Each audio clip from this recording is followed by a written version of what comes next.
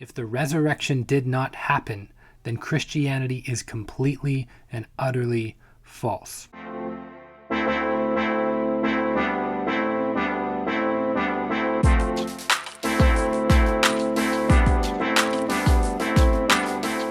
Welcome to the Ryan Holmes podcast, where our goal is to encourage Christian thinking and Christian living. This is episode number 15. I just want to start by saying thank you for allowing me to take a little bit of a break. We celebrated Canadian Thanksgiving, so for all my Canadian podcast family, I hope you had a happy Thanksgiving. For my fans from the rest of the world, I hope you had a good weekend. Thank you again for giving me a break. I love saying fans from the rest of the world. It sounds like I'm actually somebody, but I'm not. So I just appreciate you guys tuning in and listening, and I'm super thankful for that. And I can't believe that you guys have decided to stick around with me and pay attention to the subject matter that I'm discussing. And man, I hope today is going to be another enjoyable episode for you. I have been anticipating this episode ever since I started the podcast. This is the subject that means the most to me out of any subject that I have covered or ever will cover.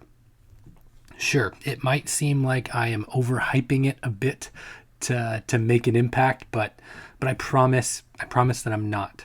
The topic I am covering today is the reason why I consider myself a Christian today.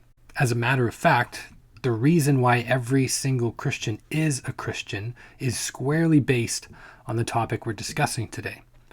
So what is the subject that is of utmost importance? It is the resurrection of Jesus. The resurrection of Jesus is key to the Christian faith.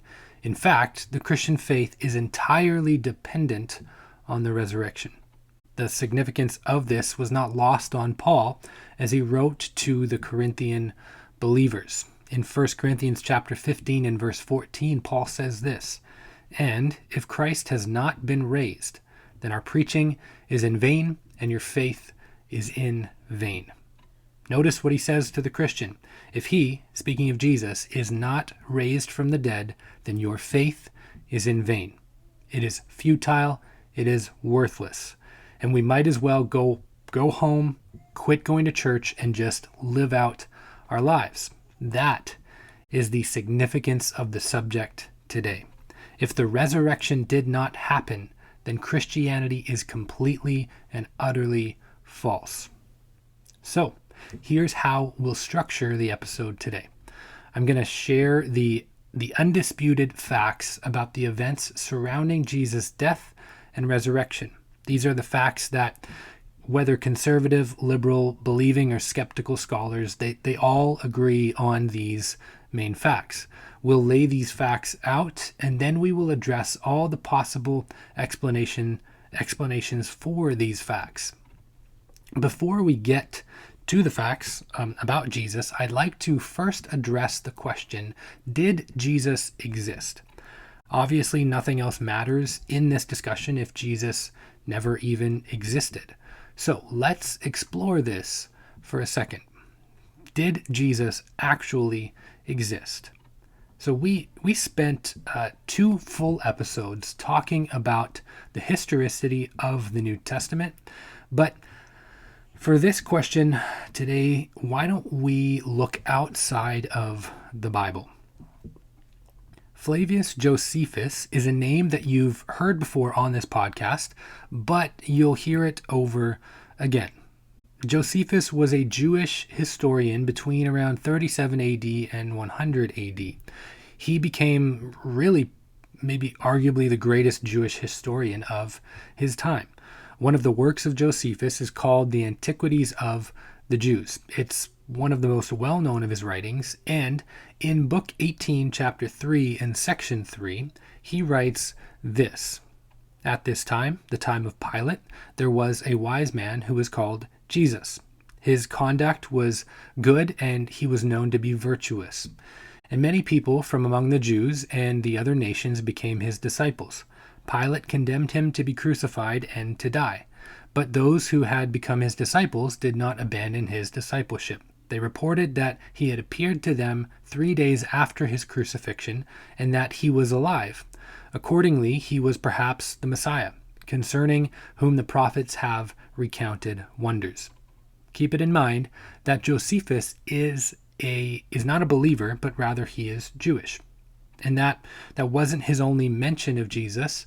He also writes this: Festus was now dead, and Albinus was but upon the road. So he, Ananus the high priest, assembled the Sanhedrin of the judges, and brought before them the brother of Jesus, who is called Christ, whose name was James, and some others, or some of his companions. And when he had formed an accusation against them as breakers of the law, he delivered them to be stoned.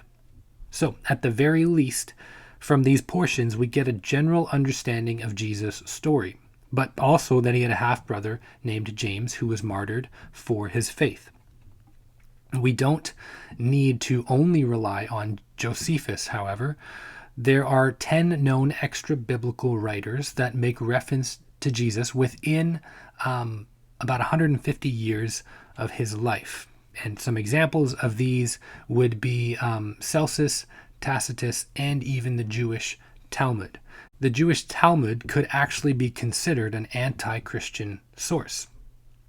From these extra-biblical sources, we learn the following things about the life of Jesus. There's 12 points here. All right. Number 1, Jesus lived during the time of Tiberius Caesar. Number 2, he lived a virtuous life. Number 3, he was a wonder worker. Number 4, he had a brother named James. Number 5, he was acclaimed to be the Messiah. Number 6, he was crucified under Pontius Pilate. Number 7, he was crucified on the eve of the Jewish Passover. Number 8, darkness and an earthquake occurred when he died. Number 9, his disciples believed he rose from the dead. Number 10, his disciples were willing to die for their belief. Number 11, Christianity spread rapidly as far as Rome. Number 12, his disciples denied the Roman gods and worshipped Jesus as God. Bart Ehrman, a New Testament scholar and a skeptic, probably one of the greatest critics of the Bible today, he has this to say: with respect to Jesus, we have numerous independent accounts of his life, sources that originated in Jesus' native tongue, and that can be dated to within just a year or two of his life. Historical sources like that are pretty astounding for an ancient figure of any kind. The claim that Jesus was simply made up falters on every ground. From what we know today, there really aren't any grounds for claiming that Jesus didn't exist. It is an ahistorical, anti-evidence, faith-based position. Again, it is crucial that we address this point, since everything we'll now go on to talk about would be irrelevant if Jesus wasn't a real person. So now that we've established that he was a real person, let's look at the major lines of evidence that scholars agree on. Here are the lines of evidence. There are 12. So bear with me. Number 1, Jesus died by Roman crucifixion. Number 2, he was buried, most likely in a private tomb. Number 3, soon afterwards, the disciples were discouraged, bereaved, and despondent, having lost hope. Number 4, Jesus' tomb was found empty very soon after his internment. Number 5, the disciples had experiences that they believed were actual appearances of the risen Jesus. Number 6, due to these experiences, the disciples' lives were thoroughly transformed.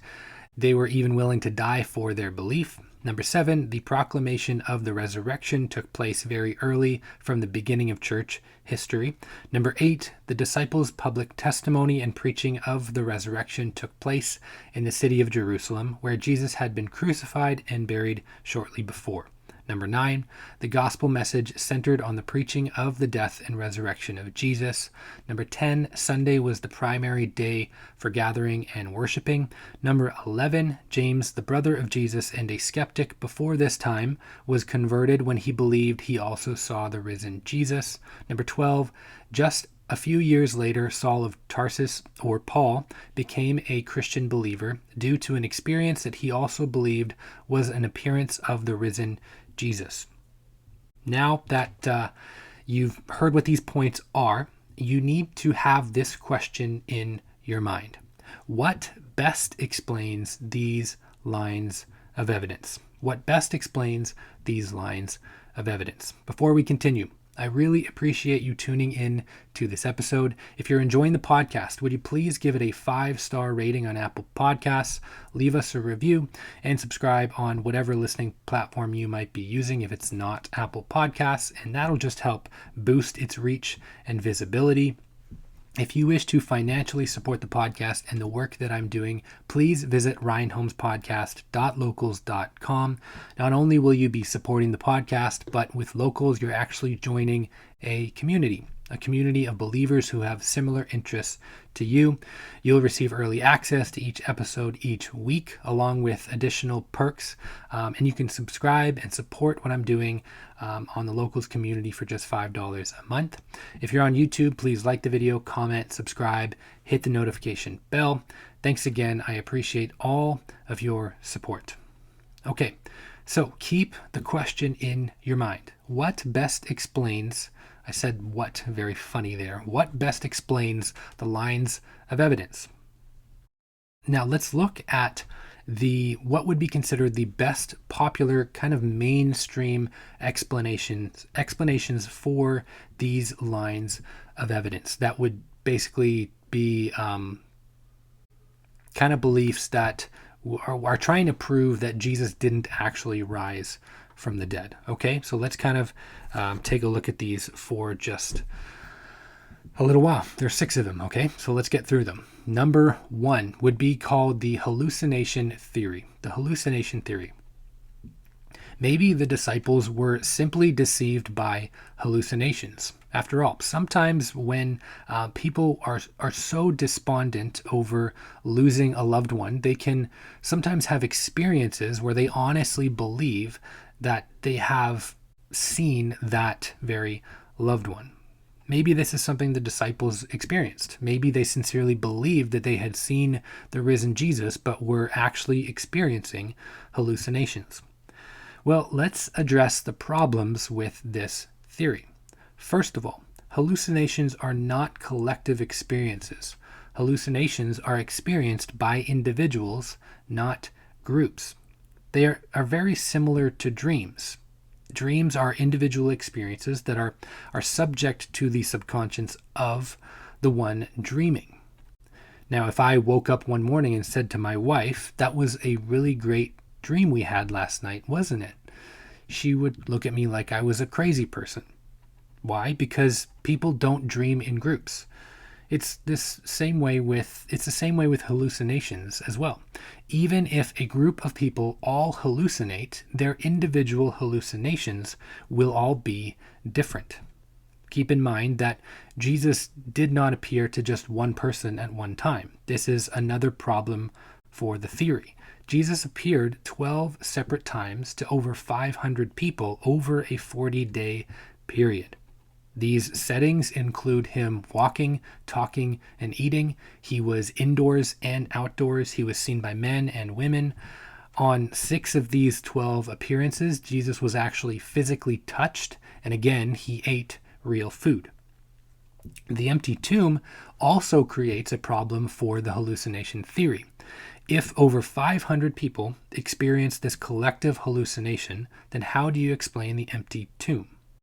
The Jewish and Roman authorities could have ended Christianity altogether by simply parading Jesus' dead body throughout the streets. But obviously, they couldn't do it because the tomb was actually empty. So the hallucination theory falls short. Number 2, the witnesses went to the wrong tomb. The witnesses went to the wrong tomb. Maybe the disciples genuinely believed that Jesus was risen because they simply went to and mistakenly went to the wrong tomb. Let's address the first problem. If the disciples had gone to the wrong tomb, then again, the Jewish and Roman authorities could have simply paraded Jesus' dead body around the city, proving without a doubt that Jesus was not risen. This theory not only suggests that the disciples didn't know where the right tomb was, but it also suggests that the Jewish and Roman authorities also forgot where the correct one was. This would be highly unlikely due to the fact that the tomb was owned by Joseph of Arimathea, a member of the Jewish Sanhedrin, and the Roman authority had placed 2 armed guards at the tomb itself. There is another problem with this explanation of the wrong tomb. Even if the disciples did go to the wrong tomb, it doesn't explain the appearances of Jesus. In order to be an explanation worth considering, it has to not only explain the empty tomb, but also the appearances. It is important to be able to explain the appearances if one is skeptical about the resurrection of Jesus, because it isn't the empty tomb that convinced the disciples of Jesus' resurrection. It was the appearances that turned them from scared and skeptical cowards into the greatest peaceful missionary force in history. Any alternative theory of the resurrection must be able to explain both the empty tomb and the appearances. The wrong tomb theory does not do an adequate job of explaining either, and therefore it falls short. Number 3, the swoon theory. The swoon or apparent death theory claims that Jesus didn't actually die on the cross, but merely swooned. So Jesus wasn't actually dead when he was laid in the tomb. He somehow recovered from his injuries, escaped the tomb and Roman guard, and then convinced his disciples that he had risen from the dead. Let's break this one down. First of all, we need to fully understand that the Romans were professional executioners. They were barbaric. They had brutally beaten and whipped Jesus to the brink of death. In jest, they cloaked him with a purple robe, fusing the robe to his coagulating blood. They then ripped the robe off of Jesus, again exposing all of those gaping wounds. They forced Jesus to carry the wooden beam to the point where they would eventually drive heavy wrought iron nails through his hands and feet. They raised him up on the cross where he would slowly begin to suffocate. Jesus finally gave up his life, and to ensure that he had indeed died, the Roman executioners drove a spear through his side. Let me ask you a question. Do you honestly believe that Jesus could have survived all of this? It was clear from these events that the eyewitnesses believed that Jesus had died. Also, that the Roman executioners believed they had successfully executed Jesus. And Jesus' death would have been verified by the authorities at that time. The second issue with this theory is that Jesus was embalmed in about 75 pounds of bandages and spices. I highly doubt that Joseph of Arimathea and Nicodemus and those embalming Jesus would have gone through that entire process without noticing a living Jesus. The third issue is Jesus being in the tomb for about 36 hours. Even if a living Jesus flew under the radar without a single person noticing, how could he survive after all that time in the tomb? He most certainly would have bled out by then. The fourth issue is that if Jesus did survive and last in the tomb, how then could he have unwrapped his bandages, rolled a 2-ton rock from the entrance, and got past the Roman guard, who would have been put to death if a living Jesus got through? Oh, and then gone on to convince the scared, skeptical disciples that he had risen from the dead. Does it seem like it's a bit of a stretch? The fifth issue is that the swoon theory cannot explain the bright light appearance Paul experienced on the road to Damascus. What turned this enemy of Christianity into one of the greatest Christians who ever lived? This certainly was not someone who had simply recovered from his injuries after his crucifixion. So the swoon theory falls short. Number 4, the disciples stole the body. The disciples stole the body. This is actually a very early explanation that began to be circulated by the Jewish authorities soon after the tomb was found empty, but has been taken on by many atheists and skeptics alike. There are many questions that arise when we begin to dig into this theory. For instance, how did the disciples get past the Roman guards who were trained to guard the tomb with their lives? If Jesus never rose from the dead, then who appeared to Paul, James, and the other eyewitnesses? Did the New Testament writers lie about their conversions too? Did Paul simply make up the evidence found in 1 Corinthians? The list could go on and on. However, this theory ultimately makes one major claim. That claim is a bold one. This theory ultimately suggests that the disciples and the New Testament writers are the deceivers, that they had been engaged in one of the greatest conspiracies in all of human history. But to suggest that the disciples lied about it all doesn't make sense entirely. What were the disciples getting in return if they had been lying about everything that had happened? Well, this is what they got. They got beaten, tortured, and martyred. There aren't many people who would stick to a lie if this would be what they received in return. Even in the face of beatings, even in the face of torture, even in the face of death, the disciples still never recanted what they had come to believe about Jesus' resurrection. So the disciples stealing the body falls short. Number 5, a substitute took Jesus' place on the cross. This is actually the most common position a Muslim would take on the crucifixion event. The Quran actually says this explicitly.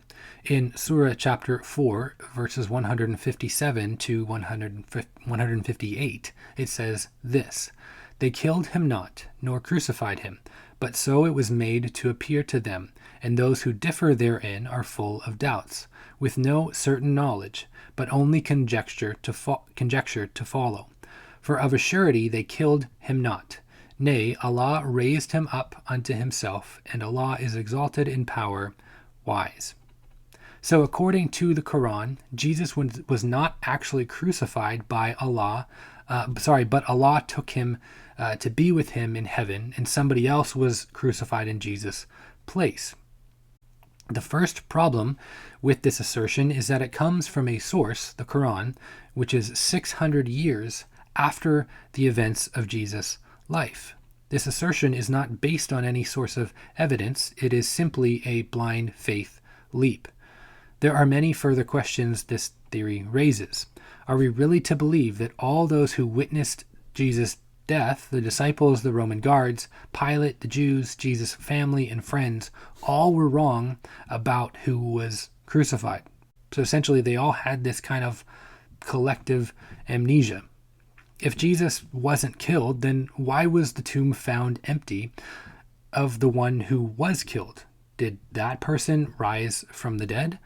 Are we to believe that all of the non-Christian historians are wrong about the death of Jesus?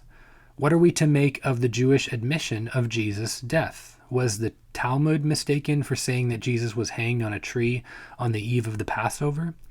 We would essentially be dismissing everyone from the first century in order to hold this assertion 600 years after the actual events taken place. And therefore, this falls short. Number 6, the disciples' faith led their belief in the resurrection. This theory suggests that after Jesus' death, the disciples made up the resurrection story because they searched the scriptures and found that that persecution and even execution was essentially a part of the job description of a follower of Jesus. Sadly, this theory has it completely mixed up. After Jesus' death, the disciples were literally hiding out for fear of the Jews. They were scared, skeptical cowards that were unsure of what to do next. It was certainly not their big, bold faith that led them to make up a resurrection story. It wasn't until after the appearances of the resurrected Jesus did that big, bold faith take shape. It was only after the resurrection appearances that they began to boldly proclaim Jesus' resurrection to the world, becoming the most powerful missionary force in history. This faith also caused them to be willing to face persecution and even death without recanting their testimony. If they had made up a story, they certainly wouldn't have all kept to their story. In addition, this theory cannot account for the over 500 additional people who experienced a resurrection appearance of Jesus. It also does not account for the empty tomb, or the Jews' attempt to explain the empty tomb away. The Jews knew that the disciples were claiming the resurrection to be an actual historical event.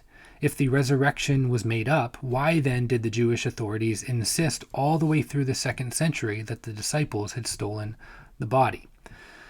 So at this point, you've heard the mainstream alternative theories to the resurrection account of Jesus. We've also seen how deficient they truly are.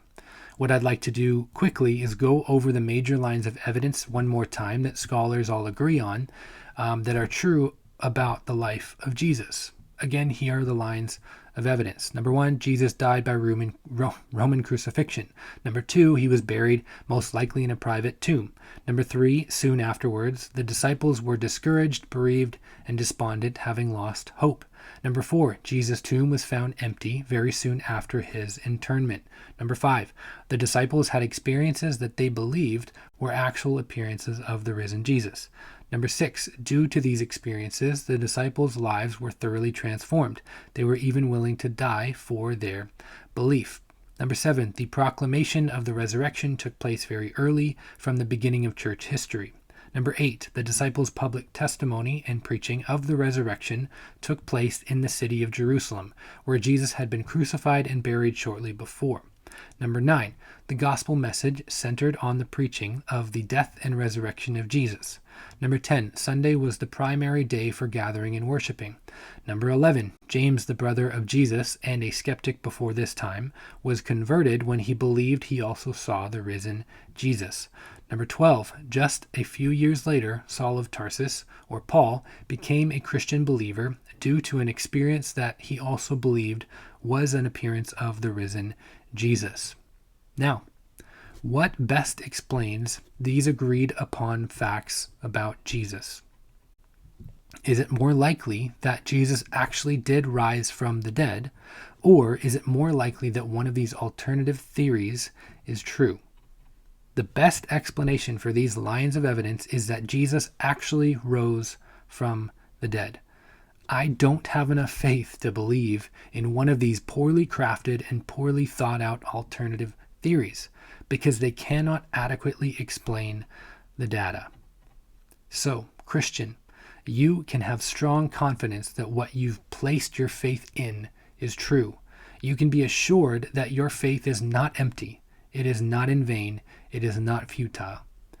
As Paul says that yes, our faith is utterly dependent on Jesus' resurrection, and there's no good reason why we should doubt that he did indeed rise from the dead. It is the best explanation of all the evidence we do have. Now I encourage you, go and share this with someone that you know is not a believer or a Christian that just needs some encouragement today. Would you go with confidence, knowing that your risen Savior is with you? Well, that's it for today's episode. Thank you so much for tuning in. If you have any questions for me, a thought, a comment, even a topic you might want me to discuss in a future episode, please send me an email to ryanholmespodcast@gmail.com. Don't forget to visit ryanholmespodcast.locals.com to join our community. I appreciate all of the support. And if you're on the YouTube, please like the video, comment, subscribe, hit the bell, and ultimately, please share this with someone and let's encourage others to think about their faith and live it out. See you next week.